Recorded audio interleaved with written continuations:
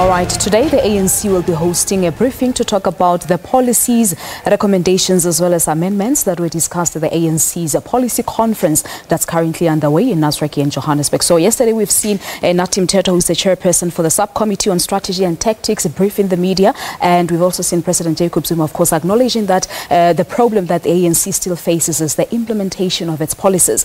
Let's find out what to expect today. Our reporter Lukanyo Kalata is in Nasrec. Lukanyo, good morning to you.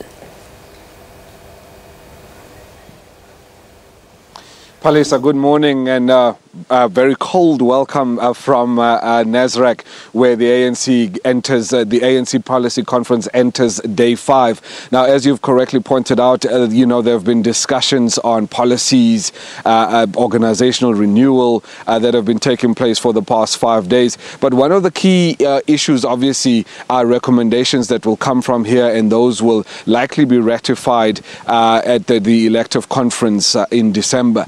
But before we get to that, I am now joined by Professor Susan Booysen to talk to her. She's from Wits School of Governance, and she's here to talk to us a little bit about just this policy conference thus far, and also the differences between organizational and substantive policies. Ma'am, thank you very much and good morning. Good morning.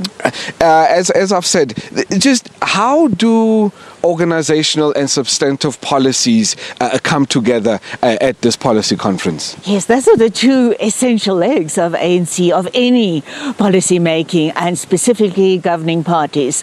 And here we see the ANC on the one hand, they've looked at organizational renewal in their legislatures and governance document, on which we'll be briefed later today. They talk about the processes in government, what has gone wrong, how public service could be improved, how policies, and that's the common thread across the policy documents, implementation can be improved. So the how being improved is the procedural policies, and without that you're not going to get implementation, you're not going to get integrity in government. So it's essential that they look at that in order that those substantive policies, socio-economic transformation, social issues, security, peace, that those policies can emerge. Without the right procedures in place, procedural policies in place, those policies are never going to emerge.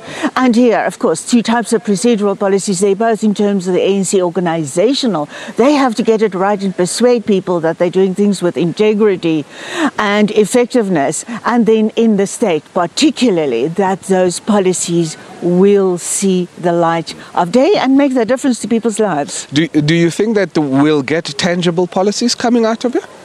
You know, that is such a difficult one for a party that has been in government for 23 years and have been claiming to renew its policies all the time for the last 10 years since Polokwane, across Mangaung, now here.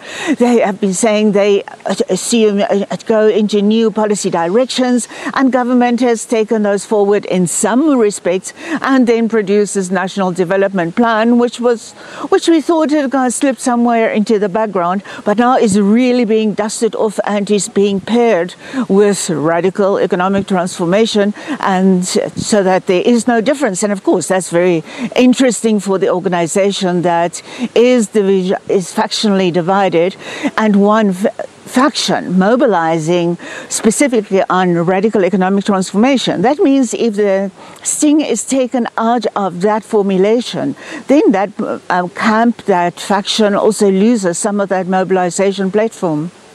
All right. And then do you think, ma'am, that the challenges, socio-economic challenges that South Africans are facing are as a direct result, for instance, of the ANC's policies, and how can the ANC change those policies for the better of the South African people?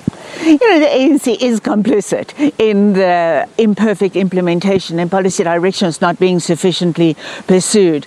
And not least, one of the reasons for this complicity is because there's been corruption, there's been maladministration, misappropriation of funds, etc. But of course, and this one the ANC really emphasizes in its documents, and I believe in the commission discussions, there is this host of factors, and they would cite global global conditions, international trends over which they have no control. Oh, and don't forget monopoly capital.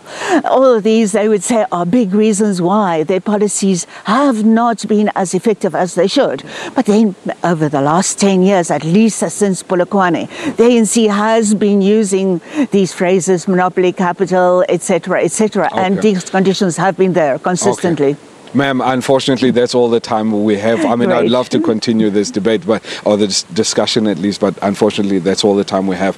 Well, that's it for the time being from us here at NASRAC. We hope to bring you more information as the day unfolds, and we will cover all the briefings, obviously, that are expected to come from NASRAC and from the ANC. But for the time being, let's take a quick ad break, and we'll see you later.